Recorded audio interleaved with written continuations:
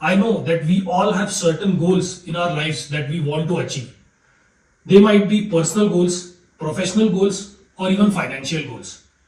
So today we are going to discuss how to set proper financial goals.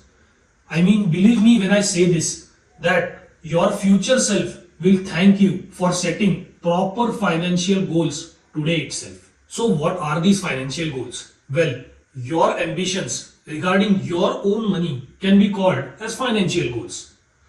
Why do you set them then? Well, you need to achieve certain goals in your lives. Am I right? For that purpose, you obviously need money. So, better planning of this money will lead to better outcomes. Now, how do you plan for these goals? Well, the first and most important thing to remember is that you need a plan in place and you need to mobilize financial resources properly. And what is the duration of these goals?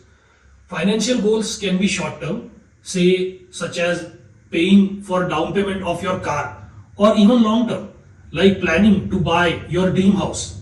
Then how do you set these goals? You need to be smart about them, like really.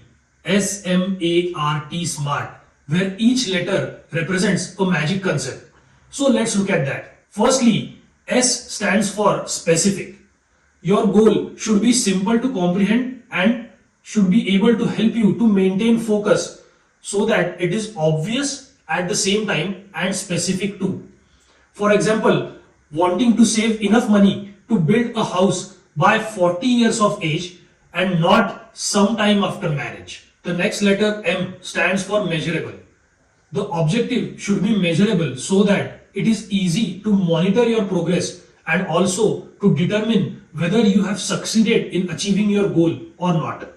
For example, using an expense tracker to track your spending so that you can realize your goal of saving a certain amount of money each month or each quarter or every year. Then comes A, which stands for attainable. Your goal should be practical and achievable at the same time by taking into account your resources and as well as limitations. For example, if you are earning rupees 30,000 per month and considering all your expenses, if you say that my goal is to save rupees 7,000 per month, then that goal is attainable. But if you say that I want to save rupees 25,000 per month, then that becomes overly ambitious considering your expenses regarding accommodation, food and recreation. R is for relevant. Your goal or the purpose behind your goal should be in line with your values and your identity and your long-term goals. I mean, why to spend on a gaming laptop when you haven't even played a single video game on a console? Lastly, T stands for time bound.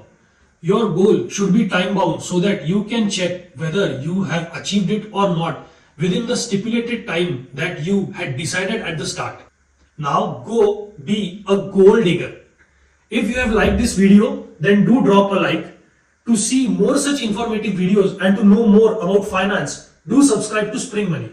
This is Rohit and see you in the next one.